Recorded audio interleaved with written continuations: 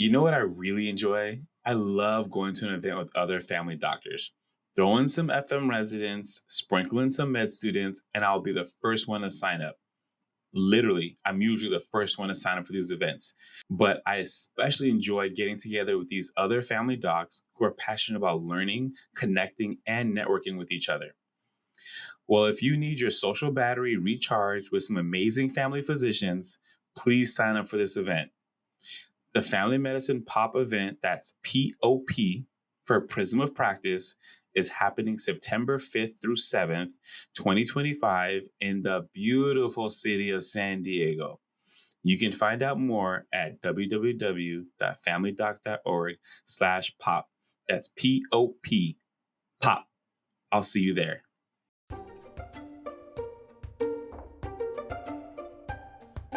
Hey Family Docs, this is the Family Docs Podcast, and I'm your host, Dr. Rob Asibe, CAFP's District 8 Director based out of Livermore, California. Our episode today is a special one because it shows the passion of Family Docs. It was recorded live during our most recent all-member advocacy meeting in Sacramento. We are often talking about practice settings and how as a family physician, you can practice full-spectrum family medicine. One way that is catching a lot of steam lately is direct primary care, or DPC. Our guests today are true experts in the field of DPC. We have Shruti Javali and Adnaan Edun talking with Maryal Concepcion and Jeannine Rodems. They'll talk through what DPC is, how it works in the patient relationship, and what resources are available to you, whether you're a new family doc or just looking to transition your practice. Big thanks to these family docs for taking the time and the opportunity when they were together to record this episode. All right. Hi, my name is Shruti Javali. I am a program director, family physician for a rural family medicine residency in Central California. And I'm here with my husband and co-host for today's session, and we are going to talk all about DPC. I'll pass it over to my co-host to introduce. Hey guys, my name is Adnaan Edun. I am core faculty with Adventist Health Tulare. Also serve as the medical director for a multi-specialty clinic. But DPC seems to be a hot topic with a lot of our residents and just people trying to get some more information. So really excited to chat with you guys today. So we've got with us today two experts in DPC who are here to tell us all about what they do, why they do it, and hopefully share a little roadmap for everybody listening if you're thinking about an option other than what you're doing today. So I'll pass it on to you guys, and if you can introduce yourself, tell us a little bit about yourself and what you do. Hello, I'm Jeannine Rodems. I actually have been in family medicine practice for now many years. I've been in a DPC practice now. We're starting our 10th year in Santa Cruz, California. I've been a part of the CAFP at both the local chapter level as well as at the board level. So I've been an active member of the academy for many years. Hey there. Hi guys, my name is Maryal Concepcion. I am a family physician. Also, I am coming to you from Calaveras County, so that is about 2 hours outside of Sacramento, 2 hours out of Tahoe, and an hour and a half from Yosemite. I was an employed physician for about 6 years. My husband, like our co-hosts, my husband is also a family physician. He and I moved out to rural America to do full scope family medicine, and that was going fine until it wasn't. And so I left my private practice as an employee and opened my DPC Big Trees MD in 2021. So I have been in practice a little over 3 years. I opened as a telemedicine home visit model at first, then rented a space for a year, and then in our third year we purchased our building. So I wanted to start off with something very basic, and a question that I've heard come up, not just among residents, but even attending physicians who I would have expected, especially with the rise of DPC, to have heard about it, to have some understanding of it. But, I'm sure you have come across that that's not always the case at all. So let's just start with that. Can one of you speak about what exactly is DPC. And I'm sure in the world of, when you've seen one rural health clinic, you've seen one rural health clinic. Maybe you can share a little bit about not just what DPC is, but how your practice approaches that model. So I will say that DPC defined, it would be direct primary care. And really, I want people to think about it as it literally is directly caring for our patients. And so it's old-fashioned medicine. In 2025, when we're recording this, you can tie technology, whatever you need to take care of your patient directly. But that's really what it is. It's the freedom to do family medicine the way we need to for our patients directly. And we do not bill a typical pure, what's called a quote unquote pure DPC. We do not bill insurance. So we do not have a third party payer, Blue Shield, United, whatever, coming in between the relationship of me with my patient to determine what is or is not approved. Nor do they determine the price of certain things that we can provide wholesale pricing for: lab, imaging, specialty care. So in terms of DPC, I would say also that it is a business model. It is a business model under which we're able to be doctors, but still also get compensated. And we are not concierge medicine. In terms of concierge is usually a much higher ticket price. National average is about $75 to $100 per member per month. And we have examples of DPC, just like you pointed out, which is an extremely important point, is that we are all licensed, licensed board certified physicians, but we have the relationships with our patients. So that's where each doctor is uniquely providing care to their patient. And we're doing, evidence-based medicine, but we are not told everyone on your panel must have an A1C of 7.1 or lower any longer. Our practice is, again, also a pure DPC. It is off of the insurance grid. And what happens when you're able to remove that component of the business is that the overhead in your practice actually goes down. So it is a viable business model in California because we're not hiring a coder and a biller and all of the support staff per doc. Your FTE ratio, or your employee ratio, is about a 0.5 to 1 per doc. And so it's much sleeker. It can be much more nimble in terms of changing processes in your clinic. If there's something that you want to do or add and incorporate, you can do that easily. Because you aren't dealing with insurance and what insurance is sort of pushing you to do in order to bill, you can blow the walls out. So we were doing telemed before all of the telemed occurred. We can still do it even when it goes away. We have the opportunity to get our patients in right away. They're not waiting 3 months in order to see their primary care doc.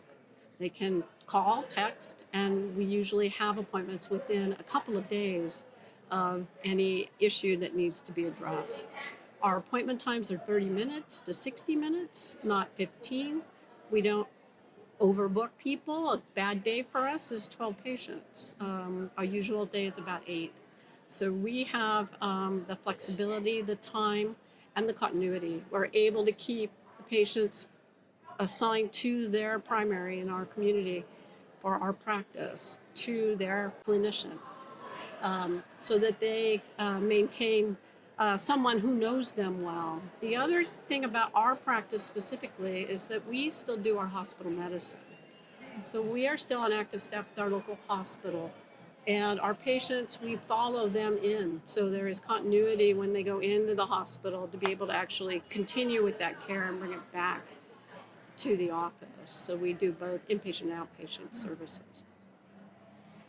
And I will say that at Big Trees MD, we could have left Calaveras County when we were, under the threat of being fired, because initially our contract negotiations went from salary to RVU-based employment, and the encouragement was to sign the contract, which was filled with exclusivity, evergreen contract, restrictions with no transparent way of disclosing how our rates per RVU were being determined, that there was exclusivity if I worked for Teladoc or another company, that the employer would own my money, and that there was the ability to tell me where I was going to be practiced because I basically was owned by the company contractually. And when it comes to Calaveras County, according to the Medical Board of California, there's only 45 licensed physicians in our county. And when we were threatened to be fired, I quit. I opened up the DPC. My husband stayed on, so he had income. And then he, because of AB 890, was replaced. His role as a physician in our community was eliminated because our employer decided to go to a non-physician model. And what that is, for those of you who might be asking, that means that the clinician who is in the clinic is not a physician. You no longer have options to see a physician if you wish to in our county to see a full scope doctor if you wish to use your insurance. So direct primary care allowed us to stay in a community where we had purchased a house, where we had wanted to raise our children. And because of DPC not being a thing where you have to have excessive billers and coders and all of these things, we opened, like I mentioned, a telemedicine home visit model first. So that was very, very, very low overhead. I made, in terms of overhead coverage, probably about 5 patients in, I made my overhead, a few $100s a month for an electronic health record, less than $100 for a secure HIPAA compliant communications platform where you can text video back and forth, texting back and forth. And it really allowed me to just transition smoothly from one model to the other without having to scramble for another employed position. And I will say it was because of people like Dr. Rodems who showed me and taught me, just like talked to me about what we're talking about now, that it was easy for me to see, I literally could do this anywhere at any time. Well, thank you guys so much for sharing. That's a lot of information to unpack. It's really enticing to see that another model exists to what we're used to. As a physician who's been employed and working with insurances, I'm sure all of us know how frustrating that can be. So hearing that there's another option is really eye-opening. And I guess my question with that is, what does a patient panel look like, and are people willing to do that, willing to forego insurance, or do they have to forego insurance? How does that work? Yeah, I can definitely speak to that from my panel. So I intentionally have a smaller panel. I have less than 100 patients. In the nation, we see, quote unquote, a full DPC, around 600 to 800 patients per doctor. And again, when the math is $75 to $100 per member per month, it's literally that number that you take care of times around 600 to 800 if you wish to work full time, minus 30% overhead-ish. You could, go less than that or more than that depending on your model.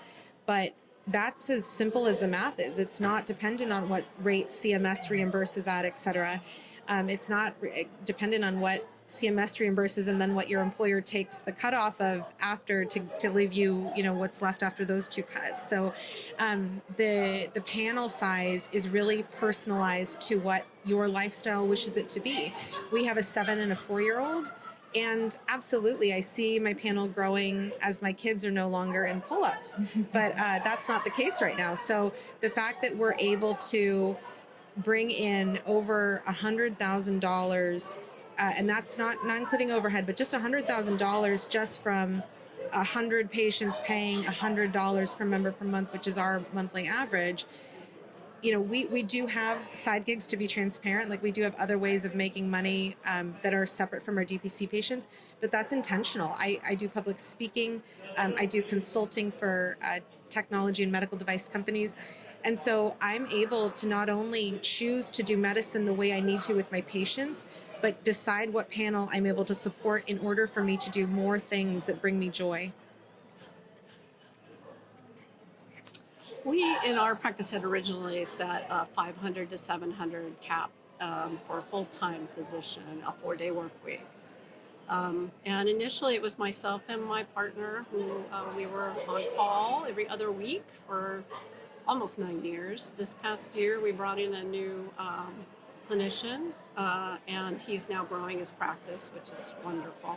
So our model is growing. I have kind of kept my practice at about 300 patients because I'm doing the business side. I have my own partner is in tech, so I have not the need to do a lot of pushing salary. And I help to kind of keep the business moving. Our overhead, because we're in Santa Cruz, it's a little bit more expensive. So our overhead's at about 45%. And nationally, you'll see it's anywhere, depending on what your location is. We've seen people with 20s up to 40s for that number. My partner, who's been with me the longest time, at about 550 patients, decided to say, okay, that's enough work, and I want some time. And that provides him with a great salary. And we actually grew through the pandemic. We had about a 10% year-over-year gain through the pandemic as everybody else was shutting down their private practices.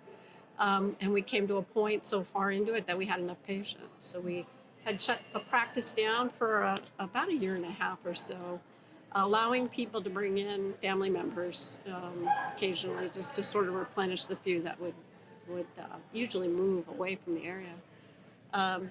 But the model is sustainable, and I make it clear to our docs that they need to come up with what that work-life balance is. You know, if they want to push their time and see patients and still feel comfortable and still maintain the access, you know, that 700 number is probably a good cap. But I suspect even our new doc will kind of find somewhere in there, well, he'll say, you know, I think this is enough, and can have the work-life balance in this model that we just don't have in the fee-for-service model. Awesome, thank you. That's smaller patient panel than I was expecting, which is really awesome. I mean, considering that most family physicians have 1,500 to 2,000 patients that they take care of, being able to focus on 500 patients and know them very well is something that we would all hope for, I'm sure. Kind of a clarifying question. The patients that we have, do they still have insurance, or are we responsible for everything, including their hospitalizations, if that happens? A fantastic question, and definitely a needed question for people who are learning and wanting to know more about this model. Direct primary care is not a replacement for insurance. We are not in the business of insurance. And so we encourage all patients to have an insurance coverage plan. A high deductible health plan pairs very well with DPC because if you have, just like you mentioned, you know, that relationship with your doctor who already knows you, your access is not delayed. You literally have 80 to 90% of the things that we are taught in residency to take care of addressed. And so when you have a true emergency, not your blood pressure's high and you can't get into your PCP, when you have, you know, a complication with delivery, when you have a true reason for you to use your insurance for what it was intended to be used for, then you have not only coverage for your personal physician, but also you have coverage in a catastrophic sense. Yeah, we make sure that we have linked in the electronic record that there's an insurance backup, because we still send referrals. We still have to send referrals for radiology, for laboratory, things like that, where we're going to need some approvals. And we still occasionally have to talk to the insurer for those reasons. But that's the wraparound for what we do. And we encourage that they have it. Now, we still have, in our practice, we have patients that are coming out of systems, you know, an HMO model usually already has an assigned primary, right? So, but there are still people choosing to come to us because they can get in and see us. They can call us. You know, there are enough roadblocks in these larger systems that they want the access and the expertise and the person who they trust to be able to do the work needed for them. Oftentimes for those patients, I mean, we try to make it very clear that we have the roadblock too. And so we try to make sure that they understand that there'll be times when we have to say, you gotta go back to your primary in the big system to get this work done. But we try our hardest to coordinate that and to coordinate with their insurance, whatever that is. We see a very large Medicare population in our practice. And I think that's twofold. I think that's an understanding of what the old models used to be, of the family doc that they used to trust and that everybody in the family saw, and who delivered the babies, and how they loved that continuity. But the other part of it is that they're not seeing someone helping to coordinate getting them through the system. And so getting the trust of moving through the cardiologist and the pulmonologist and making sure that everybody's on the same page and not adding meds that don't make sense, and being there to kind of be the advocate in the system is critical to what we do. And so we still support having and the need for the insurance wraparound, and we try to work through the specific circumstances around where our roadblocks are. And I would add to that a person then has the ability to have a personal physician, have an insurance plan, whatever they choose to have, and then also within that duality has the ability to transparently say, what is the cash price for my mammogram? If you choose to use your insurance, does your insurance cover a 2D or a 3D? I don't know. Do you wish to use your insurance and take that risk? That's your choice. You get to decide. What would you like to do with your order for a TSH? You can pay $6 over here if you pay cash directly, or you pay $200 out of pocket after your insurance kicks in their inflated price and then takes their cutoff of, we cover 80%, which still is way more than the actual cost of the lab. And so when you're in DPC, even though we're individual clinics, we're able to say, hey, I have patients who need care. We're able to get into what's called a GPO, or a group purchasing organization, that allows us to bring wholesale prices to labs, imaging, medications, and even direct specialty care now to our patients. So we're able to be creative with how we deliver and personalize each person's care plan, which if you ask me in fee-for-service, how much does lisinopril cost? I'd be like, I don't know, ask CVS. And now I can say, how much you want? 50, 100? How many tabs do you want? 2.75 years? We can do that for you because we can dispense in California. Download the CAFP New Physician Toolkit to find information and resources on various topics, including ideal practice settings, contracts and employment, a practice checklist, licensing and certification, professional development, and being well in your new role as a family physician. Use this toolkit as your trusted guide, created by family physicians like yourself to support you as you begin your exciting career as a family physician in California, ensuring you thrive both personally and professionally in these crucial early years. Access this toolkit today at www.familydocs.org/NP Toolkit. Kind of coming back to talking about the bigger picture of what DPC is as a model, and bringing in my hat in the world of GME right now. One of the questions that often comes up, and as a program director, I feel I have a responsibility to expose our upcoming future family physicians to all the various models of practice management. Historically, not a lot of programs focused on practice management, and that is now, we're seeing that change. Even in my own residency program, our program director took it very seriously to teach us about practice management, but it's a little bit hit or miss. So with that being said, what direction or roadmap, or next step would you suggest for, let's say, a brand new family physician or resident or even medical student thinking about family medicine or primary care, but daunted by all the red tape and the bureaucracy that we know comes with being employed with a health system, or even, daunting to go into a private practice on their own. So maybe you can speak a little bit to what resources, if I was a resident graduating next year and I wanted to think about, okay, do I go for employment, private practice, or DPC? What would you suggest? So I'll answer this in probably a way that is not expected, but I'm in the middle of doing the 10,000 Small Businesses Goldman Sachs program, of which I encourage all entrepreneurs or people who have businesses to do. one of the things that we are very heavily challenged with is what is your what? Not what is your why, the Simon Sinek, everybody knows what is your why, but what is your what? And so for me, the what is, what do I want to do after I retire as a family physician? If you determine what is your what, and you think about, how much money would it fund, would we need to fund? What is that?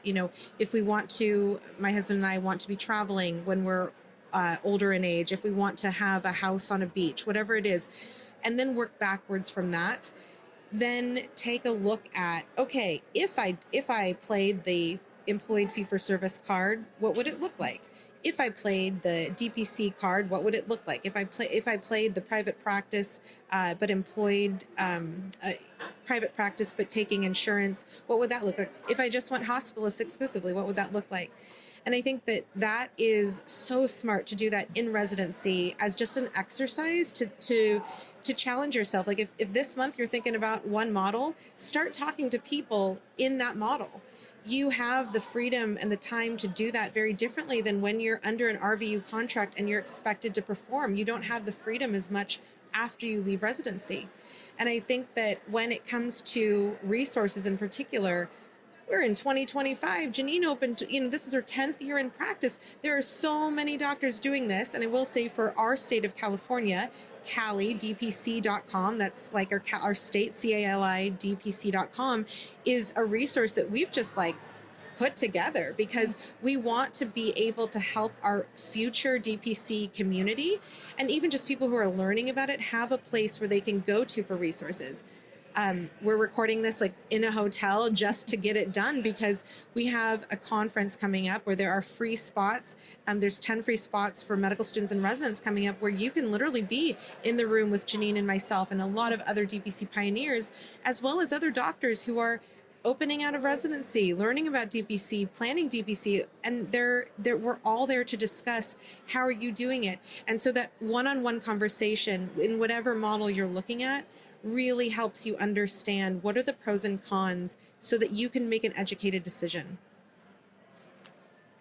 Yeah, I think seeing this kind of grow from its infancy, we're at a point in this movement where practices are beginning to hire in new docs.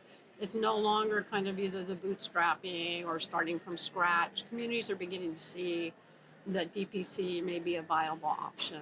And so I've had plenty of students, residents, I've had even older docs come to the practice to see what we're doing, and then kind of making decisions about what model, what would be a good model for them. I've helped people in their second, we have the residents in the East Bay who came out of the Mills program, who have done a Robin Hood model where there's a foundation and a DPC combination, which is kind of popular as well. But, many of them, we've had our new local residency, the Morehouse Dominican residents, are now rotating in. This is their first year, so they have a couple of hours of practice management, so they're seeing the model at the beginning of their residency. We've had residents from the Natividad Salinas program actually rotating in their third year to see the model of care. And many of us are open to people coming, talking to us on the phone, asking us questions. How did you do this? There's a variety of ways of doing this. I was fortunate in that I was later in my career, so we had some capital. We could put some investment into what we were doing. The business model takes time to grow. It's not going to be an overnight thing, and it takes a lot of work. And those are things that we don't know about in a residency. How is the business of medicine functioning or not functioning, and what do we have to do in order to open a practice? And so learning all of that sort of later in my career has been fun. It's been a great transition for me because I probably would have been one of those docs who worked a few more years in the big systems and said, I'm done and retire, rather than spend this last 10 years working in a DPC model. Yeah, thank you guys. Just so many exercises, so much good information. I really love the, thinking through where you want to be and then working backwards, because a lot of the times, and we've noticed this for ourselves, it's always the next step. Like you have your blinders on, you're in undergrad, my next step is to get to med school, and then past step 1, past step 2, get into residency, and we don't really think about the big picture. Like, what do we want to do when this is all done? So that's a great exercise. I recommend that everybody does that. No, I was going to say just coming back to understanding insurances. I mean, I'm 4.5, 5 years out of residency, and I feel like that's been my biggest challenge is just having a patient that they can't get something done, and I've done everything that I possibly can, documented everything, and then I'm getting it kicked back and saying, oh, this insurance won't allow you to do this. And really that's been my biggest frustration, and does in some cases lead to burnout. Like I'm frustrated when I come home. I'm sure you get to hear a lot of it. It's like, man, this patient, I'm doing the right thing, but we can't actually do it. And that is super frustrating. So hearing that there is another option is really encouraging, and I think can alleviate burnout, which is really the biggest challenge that physicians face, I think. The question I had was, what are some common misconceptions with DPC? Like we hear DPC, we hear concierge. What's the difference? What other misconceptions are there? Are you guys on call 24/7? Like, what does that look like? When it comes to being on call, what I like to point out to people who are learning about DPC is that we have patients who are so used to the system. I can't get in for 6 months. I got to go to the ER. I had to pay $1,200 to go to the ER because I couldn't get into my PCP. So we have some anxiety about healthcare access and healthcare trauma with our patients when they join our practices. And so we'll see people in the beginning, like in their first few weeks of membership, they'll just try to call you to see if it's really true. Are you available? And then when you're picking up the phone, they're like, oh my goodness, they get reassured very quickly that, oh, my doctor's there. Like I was in a memorial service in the Philippines, jumping on a VPN and talking about a cough with a mom, and she was sending me a video about her kid, and that access, I don't know what code covers that because I didn't have to worry about it. And so the anxiety that our patients have gets very quickly healed, and you see people on social media where it's very volatile when it comes to insurance. People are celebrating the DPC doctor. They're celebrating, well, look what I have, and I'm not going bankrupt to access that level of care. And that definitely gets into how we're different than concierge. I'll let Jeannine answer that part. Yes, so concierge typically still has the business machinery to do the billing. They still are collecting copays. They often have a higher price point, and they're still under the mechanics of a fee-for-service practice. DPC has come off, pure DPC has come off of the grid, so we don't interact with the insurers. We're able to do our work until we get to a point where we need some advanced type of care. So we also have a much lower price point. The intent, I think many of us saw early on the concierge movement going on, especially I did, and it was like, that's not something I want to do. That narrows your patient pool. I mean, many of them are in 100, 200, 250 patient totals. We wanted a broader socioeconomic group. We wanted to be able to access as much of the population as we could under the model that we were doing. And so when I saw this model, I thought, maybe this is the way to do that and get us to actually get back to the care that we were all trained to do. It took me a year after I saw them. I saw the model initially, and I can remember in May of 2013, and it took me a year to decide that, yeah, I could really do this in California, that it really was worth the trial to see if it was viable. We were the first in our area, and it took a good 3 years for us to grow, to get the reputation in our community, to people say, hey, those guys are doing something that's right. Even the nursing staff in the hospital, those guys are doing something that's right. And so we've grown to the point now where we're beginning to see across the country, these practices pop up all over the place. And it's in some competition. I mean, I have some of the concierge patients who see the price point difference and wind up kind of coming over to us. And we make it clear, we're not here to hold your hand through everything. This is a regular type of practice, but you do have the access, and we give you the time, and the continuity is there. And that continuity for us extends even into the hospital setting. So We love it. We're having a blast. It's energized each doc that's come in, energized them to getting back to the core of what they were trained to do in medicine. And I would add to that in terms of common misconceptions or things that we hear about. I couldn't do DPC because when it comes to equity and accessibility for all, I absolutely agree with Jeannine that our price point is seen as the adapted and preferred way of accessing care, even in the poorest area of all of Georgia, the 8th poorest school district in all of Ohio, where you have people saying, you're telling me I can have a private physician, a doctor, for a whole year, and that's less than one trip to the emergency room, and I have insurance. That's amazing. There's got to be some catch to it. And we're like, no, it's just you pay us like you do, bread at the grocery store, you just cash whatever you have. And when it comes to another concern about, well, if you don't take Medi-Cal or Medicaid, if you don't take Medicare or Medicare Advantage, what happens if a person needs care? And so what I will say to that is that we both have Medi-Cal patients in our clinic. We just don't play in the arena. So for example, my favorite story to depict this, not my favorite story because of what happened, but my Medi-Cal patient could not get into her OB 45 minutes away where her Medi-Cal was accepted, because my husband and I are the only physicians in the entire county of Calaveras where you can be seen if you're pregnant. But her Medi-Cal doctor couldn't get her in, and she was having bleeding during her second trimester of pregnancy. And the prior pregnancy was lost by termination, missed abortion, and she went to the ER, horrible patient experience, because she wasn't acutely dying, so she wasn't important, and she's losing her baby, and this experience, though, for $79 a month, she was saying, hey, Dr. C, I'm bleeding. I don't know what's going on. And I said, hey, I'll see you in half an hour, plugged my Butterfly into my phone and showed her, hey, there's baby's heartbeat. And within 30 minutes, she was crying tears of joy rather than tears of, I don't know what's happening. And as a mom, I know how valuable reassurance is when you're pregnant. And so for me, it came down to, I'm taking care of you, agnostic of what insurance you do or do not have.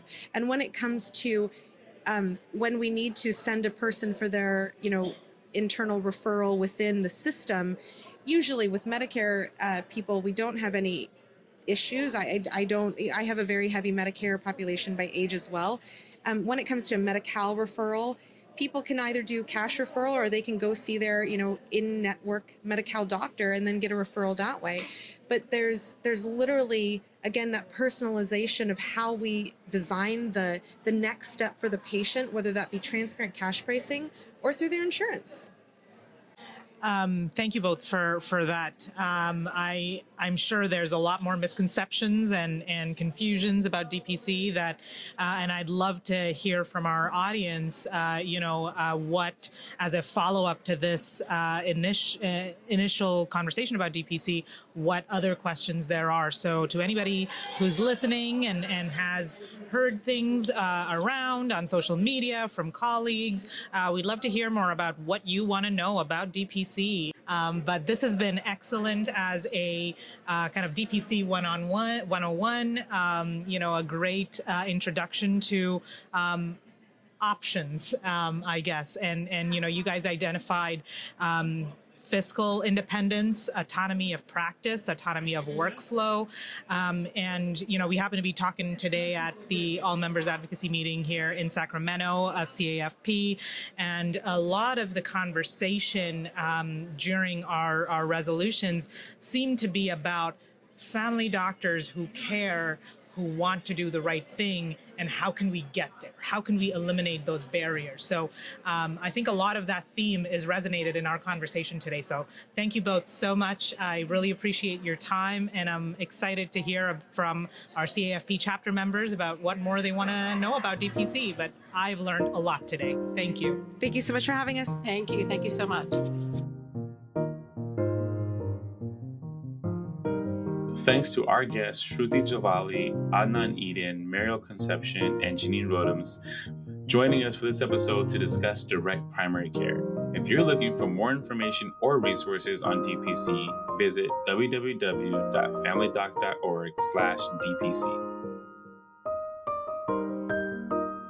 Please see the show notes and visit us online at www.familydocs.org.